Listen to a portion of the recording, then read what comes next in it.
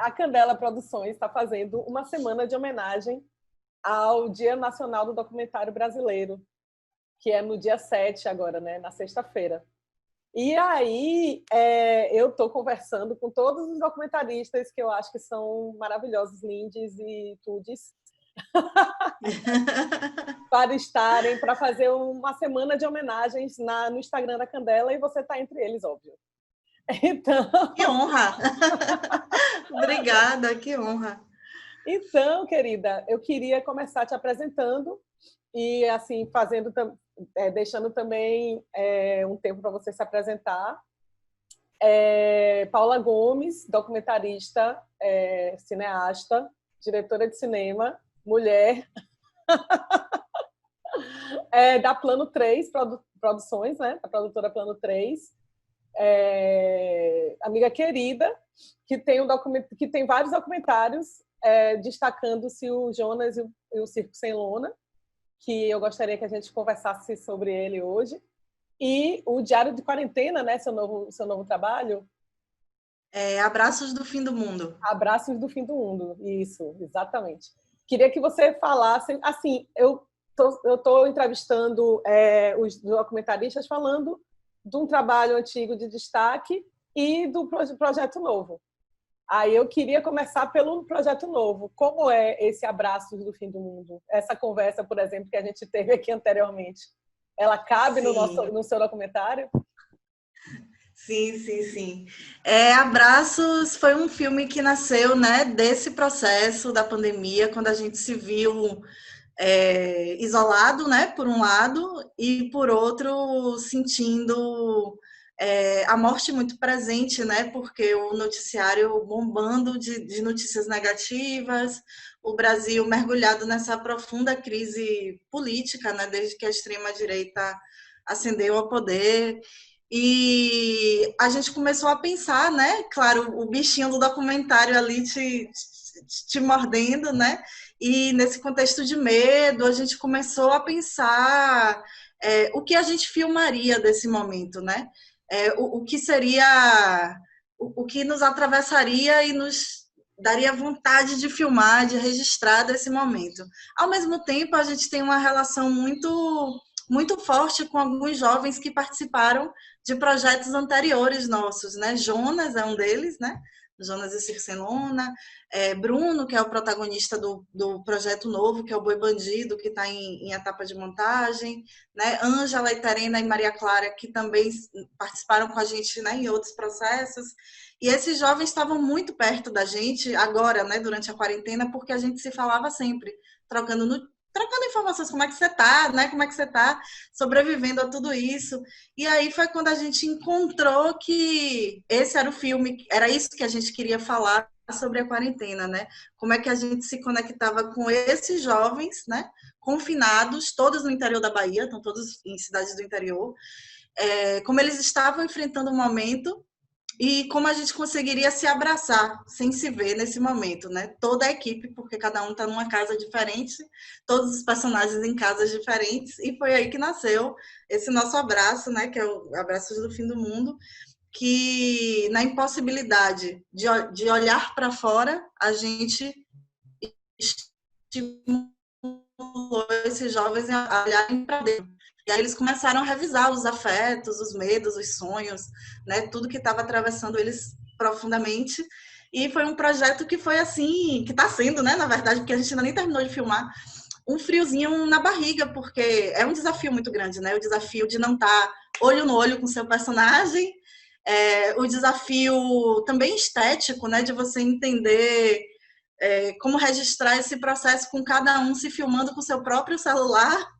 Então foram vários desafios, mas que a gente, apesar de ter ainda assim muitas perguntas, encontrou já umas respostas bonitas, né? Uma delas que era assim uma coisa que nos dava uma insegurança enorme, que era porque a gente aqui no nosso coletivo a gente tem um estilo de filmar que sempre pressupõe um convívio, uma convivência com o personagem, né? E é dessa convivência, desse encontro com o personagem, brota o filme, né? E é essa convivência e essa proximidade que faz com que a gente filme com uma câmera que olha para o outro muito de perto ali. E aí, nesse projeto novo, acho que a maior angústia era isso, né? Como olhar tão de perto, estando longe. Mas aí uma coisa que a gente já conseguiu encontrar uma resposta, e que foi uma surpresa, na verdade, foi que a gente conseguiu essa proximidade porque a gente já tinha construído esse convívio com esses personagens, porque eles vêm de projetos anteriores. Então, eu acho que a alma, né, do que a gente é e do nosso cinema, de certa maneira, está ali, nas imagens.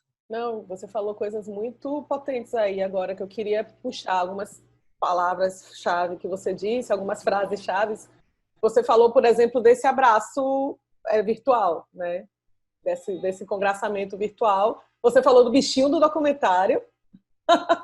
E você falou dessa relação e desse modo de filmagem do plano 3, né? Desse modo mais afetivo, né? Que puxa um pouco para Jonas, né? Estabelece uma ponte muito direta com Jonas, né? Jonas e o Circo Sem Lona, que eu acho que essas três coisas estão em Jonas. Esse bichinho do documentário de enxergar, como diria a Patativa do Assaré, ele falava que em todo ramo de árvore, todo galho de árvore, ele via um verso se bulir.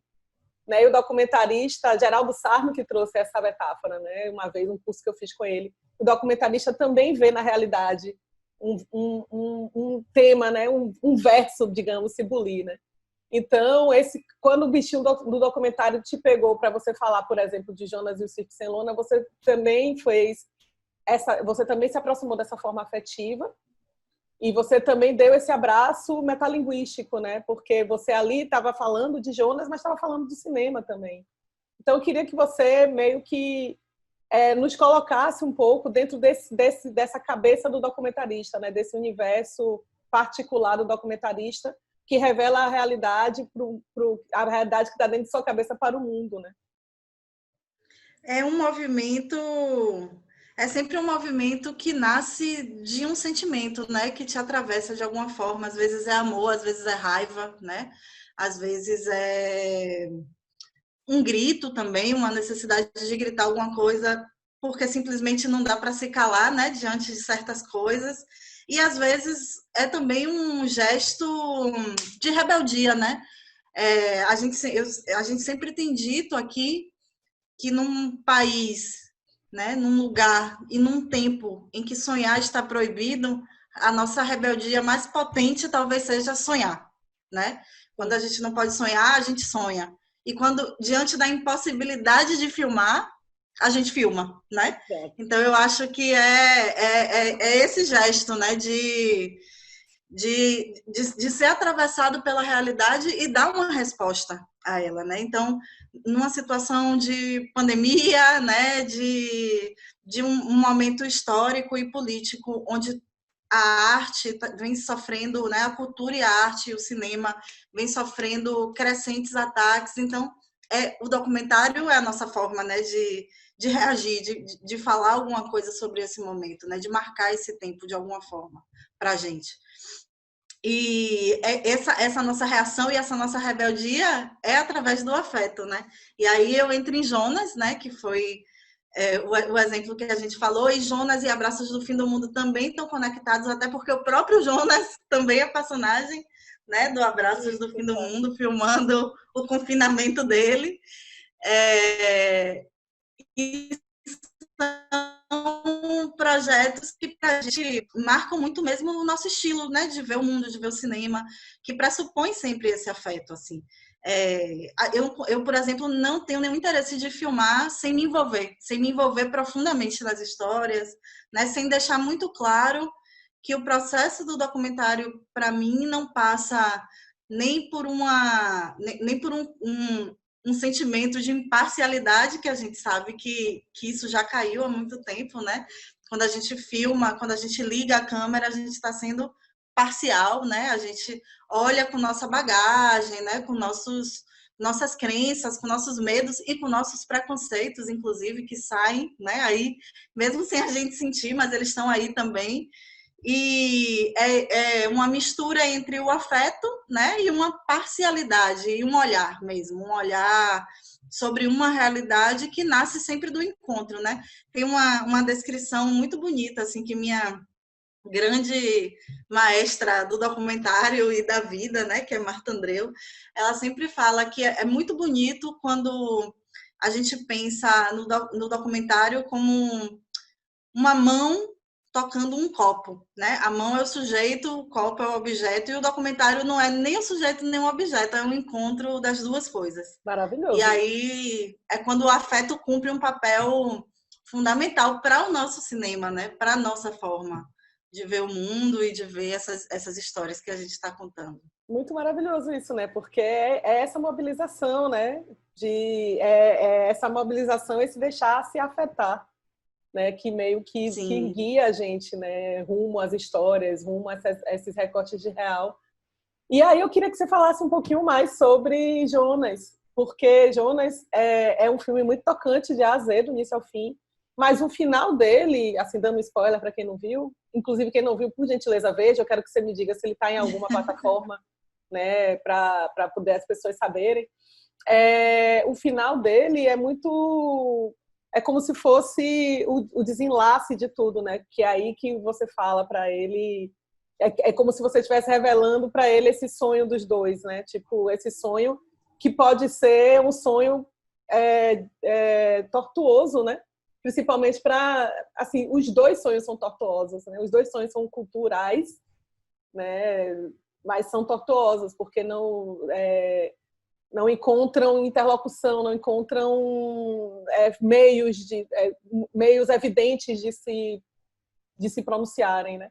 Então, eu sempre acho isso um engenho muito fabuloso, assim, né, desse filme, que é um filme seu, mas que você sempre coloca ele também muito como um processo coletivo, né? Dentro dessa Sim, coisa do sim. afetar-se, né? Então, eu queria que você falasse um pouco sobre essa ciranda que foi o Jonas, né? E essa ciranda afetuosa e amorosa. Né? Jonas é um filme que é cheio de surpresas assim pra gente, né? Porque foi um projeto que quando ele chegou provocado pelo próprio Jonas, né? Um dia que ele me liga e diz: "Tem um circo no meu quintal, vem assistir um espetáculo", e a gente vai, né? O grupo todo assistir o espetáculo e sai dali tão maravilhado com ver aquele sonho resistindo ali, se um menino de 13 anos conseguia manter vivo, né, um sonho e um circo no quintal, Ele te né? ligou Isso porque você ensinava alguma coisa. ele te ligou porque você é amiga da mãe dele, né? Isso. Isso.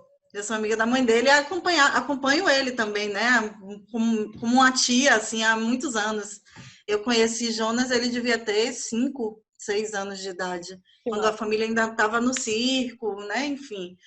E aí, no que ele me liga, aí a gente vai e encontra ali no quintal pedacinhos, vestígios de memória, né? Que é tão Manuel de Barros. Você encontra o circo, a lona do antigo circo da família, as cadeiras ali quebradas, né? De um circo que existiu em outro tempo. E você encontra essa nova geração da família que é Jonas dando vida àquilo tudo de novo ali no quintal. Aí a gente saiu dali, né, muito maravilhada, assim, sentindo, nossa, tem um filme aí nesse quintal, né? Tem uma história aí para a gente explorar. E aí a gente mergulhou no processo, escreveu o projeto, muito confiando que era um filme sobre circo, né? A gente confiou que a gente ia falar de circo. E aí, quando a gente mergulha na pesquisa, a gente vê que aquele circo estava por um fio, porque a adolescência estava quase batendo na porta daqueles meninos, e aquele era o sonho de Jonas, não era o sonho dos outros meninos. Os outros meninos já estavam começando, um estava começando a namorar, o outro estava começando a trabalhar, então eles estavam em outro movimento, né, que não era o de Jonas. E aí a gente escreveu o projeto, apresentou no edital, não foi selecionado, aí foi tipo, ai, um balde de água fria. E agora? Porque não dá tempo de tentar outro edital. O Jonas vai crescer e se ele crescer, não tem mais filme.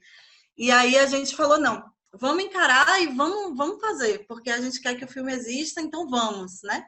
E a gente só conseguiu de fato fazer porque a família nos abraçou muito, né? Nos abraçaram ali naquela casa, a gente dormiu várias noites lá, a gente ficou hospedados lá e a gente foi entendendo que o filme só ia acontecer quando a gente deixasse de ser visita. né? Ninguém briga na frente das visitas, né? Todo mundo apresenta outra situação. E, de fato, quando eles esqueceram da gente, quando a gente já estava tão lá dentro, aí a história, né, emergiu mesmo. O truque E essa foi básico uma do estratégia. documentarista, né? A estratégia básica do documentarista. Do documentalista. A Fazer com gente ficou que... invisível Isso, ali, exato. Exato. né? E aí foi muito bonito porque a gente teve muitas jornadas assim que a gente não filmou nada. A gente nem tirou a câmera do carro. A gente também estava uma estrutura muito pequenininha, só uma 5D, uma lente, um gravadorzinho de som, nada mais do que isso. Isso nos dava uma certa velocidade também para gravar as cenas. Era ligar a câmera e gravar, assim, se acontecesse alguma coisa, não tinha que montar uma estrutura, não tinha claquete, não tinha ação corta. A gente estava... Jean Rush e Edgar Morin. A gente estava ali completamente inserido. E aí foi muito surpreendente, porque tudo que eu escrevi no papel, assim, que foi... nessa história, eu e Jonas não vamos conversar, nós vamos observar, né, a sua realidade, o seu cotidiano. Tudo isso se quebrou quando o circo começou a se desconstruir e ele quis falar, né, porque ele não sabia que filme a gente estava fazendo, e quando ele começou a ir mal, né, já entrando na adolescência, aquela vaidade de, ai meu Deus, eles estão me filmando e tá dando tudo errado. E aí ele quis conversar, né? E quando ele quis conversar, eu disse, mas a gente não precisa filmar isso. E aí é que o coletivo é muito importante, porque os meus companheiros me disseram, não, a gente tem que filmar isso. Eu, tá bom, a gente filma como pesquisa. E isso que a gente filmou como pesquisa, motivado pelo olhar dessas pessoas que estavam ali do meu lado, são hoje, para mim, as coisas mais bonitas do filme, né? Que foram as conversas que a gente teve, que foi como a gente foi. Quem estava do seu lado? Harodinho, né, fazendo a câmera e a fotografia. Ernesto na direção comigo, né? Pedro no som, Marquinhos na produção. Diga o sobrenome, rapaz. Ah, é? Eu acho que todo mundo conhece meus amigos. Eu acho que todo mundo conhece meus amigos. Bom, vamos lá, recomeçando. Haroldo Borges. Haroldo Borges. Meus amigos Harodinho, Marquinhos, Ernie. Diga. Haroldo Borges na direção de fotografia e câmera, né? Ernesto Molineiro, diretor assistente, junto comigo. Marcos Bautista na produção, Pedro Garcia, né, no som, e Milena Pinheiro fazendo ali a produção de set também, junto com a gente. Só os corações. Só os corações. Mas siga, então. E aí, depois, na montagem, André Kleiman, que foi uma pessoa também fundamental para o filme, e Marta Andreu, que fez o acompanhamento criativo do projeto desde a primeira versão até o corte final, assim. Caminhou junto com a gente também. Então foi muito especial ir descobrindo essas coisas no set, né? E tá ali, todo mundo... Teve uma coisa que foi muito sofrida, assim, de filmar, muito difícil mesmo, porque quando você filma o crescimento, de certa forma você filma a morte também, né? Porque uma criança tem que morrer para que um jovem nasça ali.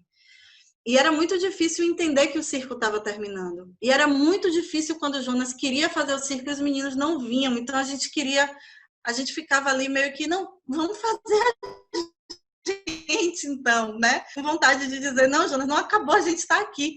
É tão curioso que as cenas que ele se apresenta, que a gente filma o circo mesmo, são as cenas que estão pior filmadas, assim, porque a gente estava tão envolvido com o circo e tão nervoso que o empreendimento dele tinha que dar certo, que a gente não conseguiu filmar bem de jeito nenhum os espetáculos, porque a gente estava ali junto com ele, e a gente, como ele dava muita importância àquele momento, para a gente ficou muito importante também, né?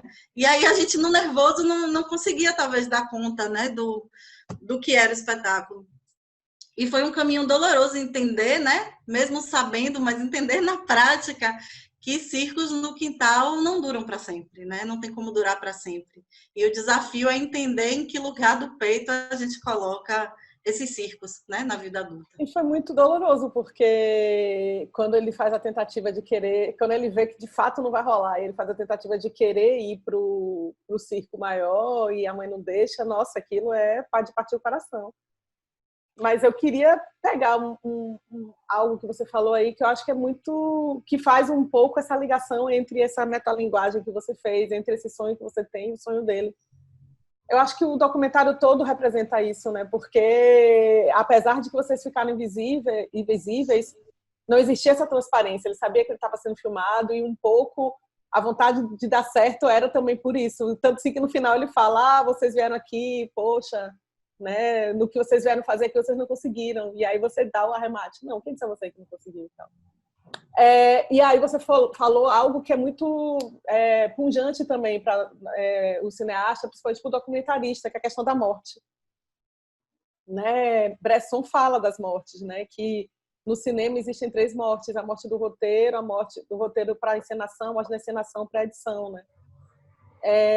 E existe uma morte de algo para se transformar em outro. Né? Existiu a morte daquela criança, daquele circo, para que ele se transformasse em adolescente, em ator, para que aquilo se transformasse em filme, houve uma morte também.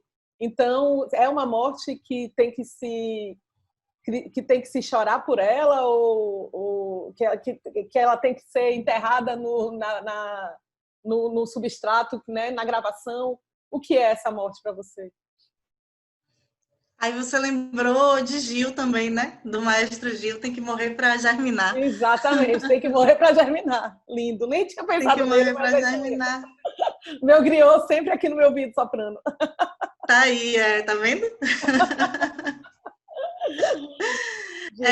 Vou começar falando dessa coisa do invisível, né? Porque você levantou um ponto super certo, era um invisível visível, né?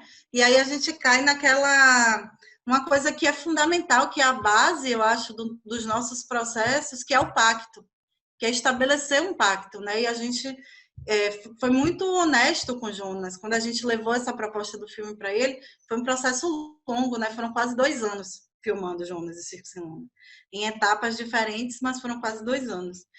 E quando a gente leva essa proposta para ele, a gente diz, olha, Jonas, o pacto é que a gente vai filmar sua vida, mas quando a gente começar a filmar sua vida não vai mais ser sua vida, não como você conhece agora, né? Vai ser sua vida com a gente dentro dela, aqui, esperando você acordar, né? Indo para a escola com você. Então, essa câmera que vai estar te filmando, você não precisa fazer de conta que ela não existe, ela existe. E o fato dela existir muda tudo. Então, você pode olhar para a câmera, você pode sinalizar um sentimento, uma emoção, você pode dizer, pare de me filmar, se você quiser. Então, essa câmera, ela é nossa, mas ela também é sua, ela está te olhando, e se ela está te olhando, você pode devolver o olhar para ela. Então, esse foi o pacto, né? A gente partiu daí. Então, era um invisível de que formamos parte desse contexto, mas não precisamos fazer de conta que não formamos, né? Estamos aqui. E aí foi muito essa relação desse invisível visível, né? Na verdade. Não precisa fingir que não existe uma filmagem, porque isso está mudando tudo, né? Imagina, é diferente você ir para a escola sozinha do que ir com uma equipe atrás de você. Com certeza, isso também mudou o discurso dele. Não é que tenha mudado o discurso, não é bem isso que eu quero dizer. Isso, de alguma forma, adensou o discurso dele. Né? Afeta. Exato, afeta. Fez com que ele pensasse as práticas dele, o circo e tal, de outra forma. E a cena da escola é genial, gente. Eu não vou mais dar spoiler, não. Mas a cena da escola com a diretora falando dele é algo de crucial. Eu queria que você, por favor, me dissesse aonde está passando, se está passando Jonas o Circo Sem Lona, em algum lugar. Ah, sim. E também me dissesse... Tá em todas... Desculpa, pode Tá na maioria das plataformas VOD, né? Tá no iTunes, no Google Now, tá no Videocamp também, que dá para organizar pequenas sessões, assim, a partir de 5 pessoas, está no Google Play também, então é bem tranquilo de encontrar ele para acessar. Que massa! Na GuideDoc também, Marcos está aqui soprando a... Aonde? Repita. GuideDoc, que é uma plataforma de documentários. Pronto. E de Doc, também. chama. E de Doc. Tá. E aí, falando da morte, né? A morte, que foi um tema muito presente também no projeto novo, né? No Abraços, porque a gente, nas nossas conversas, né, com os personagens, a gente entendeu, se perguntando, né, como enfrentar a morte à espreita, né? À espreita o tempo todo, diante da pandemia, diante desse Brasil que mata, né, desse Estado genocida, como enfrentar a morte, né? E a gente pensando, né, talvez a única forma de se colocar diante da morte seja vivendo, né? Seja fazendo o que a gente faz, contando histórias, cantando, lendo, né? Massa isso. Talvez seja a única forma da gente se posicionar contra o imprevisível, né? Seja com a força pulsante da vida. E aí eu volto para Jonas, né? Essas pequenas mortes do processo de fazer um documentário, para mim, a mais dolorosa de todas é a montagem.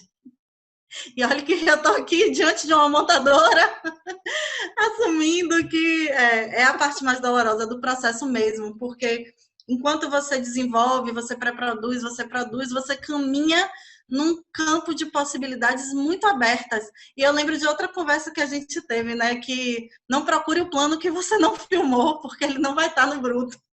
Exatamente. Então, eu tenho feito meus processos com isso muito em mente, assim, né? Até nas ficções, não procure o plano que você não filmou, porque ele não existe. Então, Exatamente. o processo da montagem, ele é uma morte dolorosa, porque o projeto deixa de existir no campo do ideal, né? E passa a existir no campo da prática.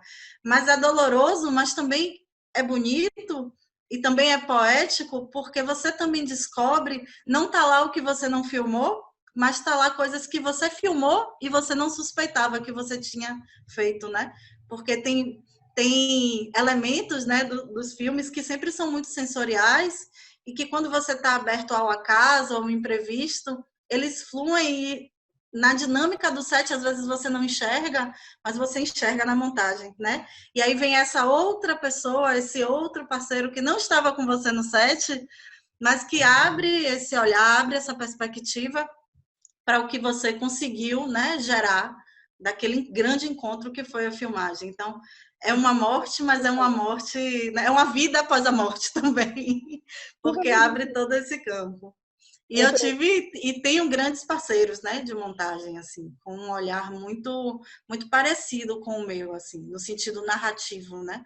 A gente tem trabalhado muito o documentário dentro das ficções. E aí tem sido também um desafio de montagem bem grande, assim, bem grande. Eu compararia a montagem, algo que me ocorreu aqui agora, muito mal comparando, mas ao teletransporte. Teve uma vez, eu amava Super Interessante, né? Passei um tempo muito lendo Super Interessante e tal, até que minha irmã me falou, minha irmã ela é cientista, ela é bióloga, professora e tal, e ela me falou, velho, Super Interessante é o lixo das revistas científicas, então pare de ler essa porcaria. Mas enfim, eu gostava muito dos infográficos, e é Super Interessante uma vez fez um infográfico sobre teletransporte.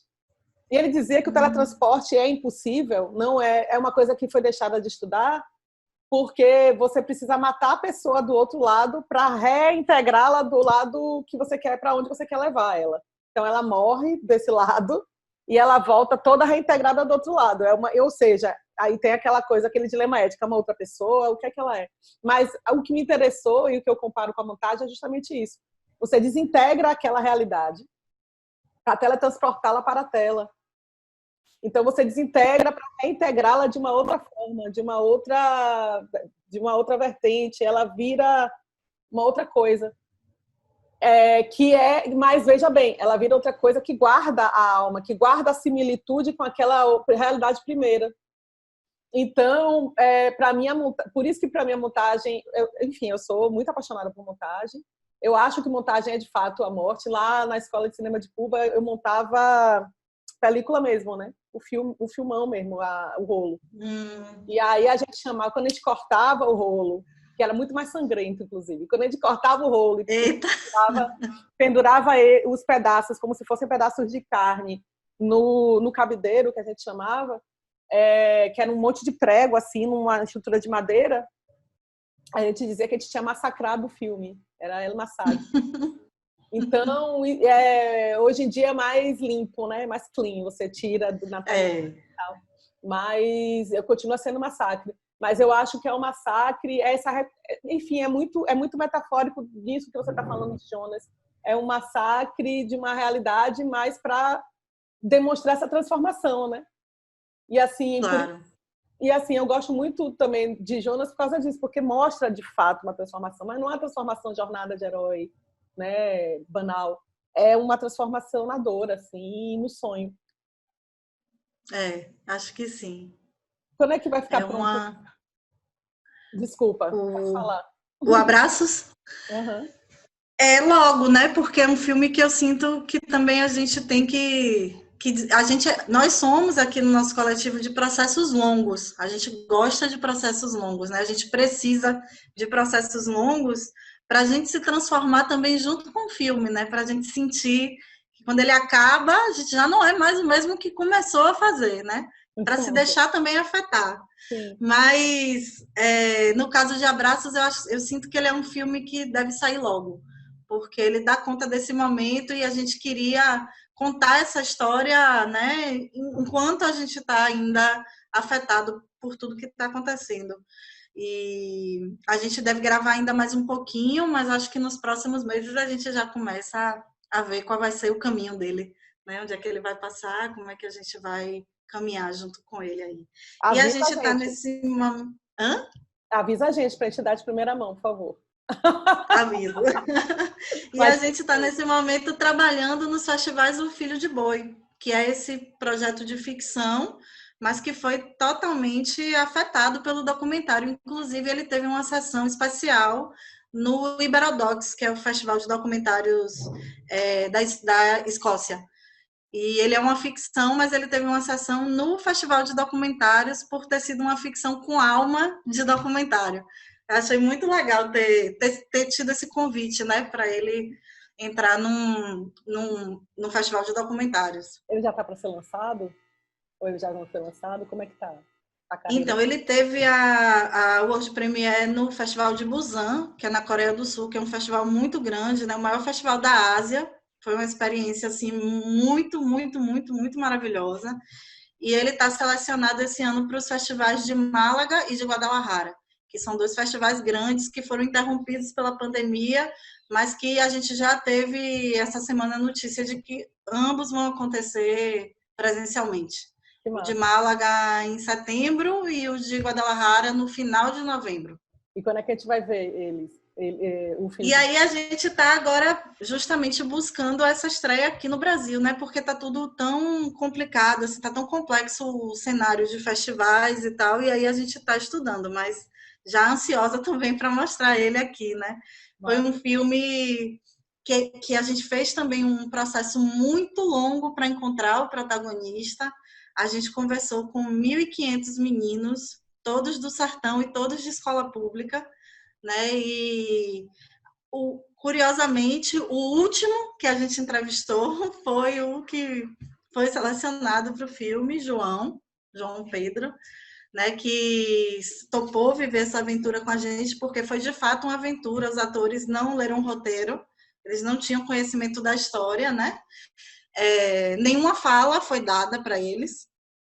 Então a gente filmou em ordem cronológica para que todo mundo fosse vivendo e descobrindo a história aos poucos, né? Um experimento. Adorei. Então, é um imenso desafio de montagem, assim, porque a gente tinha um material bruto onde nenhum take era igual ao outro. Assim, os atores não estavam em função da câmera, e sim a câmera em função dos atores. Então, tudo era quadro, 360 graus quadro. Trabalhamos sem monitor, né, por conta disso. E foi muito desafiador, assim, mas foi uma experiência incrível, muito transformadora para todo mundo, assim, muito legal mesmo. Assistir, pelo amor de Deus. Vamos conduzir para o final. Queria que você dissesse assim sobre essa semana do documentário, né? Diante de tantas vicissitudes que nós estamos passando enquanto cineastas, diante desse cenário também de pandemia, eu queria que você desse uma mensagem, né? como celebrar esse esse Dia Nacional do Documentário Brasileiro desse cenário que nós estamos vivendo atualmente? Tem uma coisa, Ceci, que é muito séria, eu acho, que é essa guerra narrativa, né? Que, por um lado, a gente tem o presidente e uma parcela, né, do Brasil contando que é só uma gripezinha, que a gente cura com cloroquina e que vamos salvar a economia, né? E, de outro lado, a gente tem os artistas, a gente tem a cultura, né? A gente tem todo o movimento progressista, a gente tem um desafio nessa guerra narrativa, né? E eu acho que o fato da gente estar em guerra narrativa nos coloca num lugar em que nós, documentaristas, em que já não importa tanto com que câmera, já não importa tanto com que orçamento, né? Importa que a gente precisa registrar esse momento e dar conta dessa narrativa e dar conta dessas histórias, porque essa é a nossa forma, né, de brigar nesse fronte. Então, eu acho que minha reflexão para o Dia do Documentário é essa, que histórias vamos contar e com que urgência, né? Dando conta desse Brasil de hoje, dando conta desse momento tão difícil. Eu acho que é a nossa forma de enfrentar tanto esse contexto político muito desfavorável e muito ruim que a gente está atravessando, como também a forma da gente enfrentar a pandemia, né? Que é o que a gente tinha comentado antes, que como enfrentar a morte talvez seja fazendo o que a gente sabe, né? Vivendo nossas histórias, registrando nossas histórias e contando elas para o mundo. Amiga, muito obrigada. Parabéns Obrigada a por você ser essa você. pessoa, parabéns por você ser tão profícua, parabéns por você ser tão profissional, por você ser tão maravilhosa. Eu que agradeço. Que você conta. Obrigada pelas histórias que você conta. E sucessos hoje e sempre. E tamo juntas. Muito obrigada, Ceci. Um prazer estar aqui do seu lado, pensando no cinema, que a gente continue fazendo isso por muito tempo e juntas. Viu? Por favor, tamo Um beijo bem grande. Brigadão. Tchau, Obrigada a tchau. você. Tchau.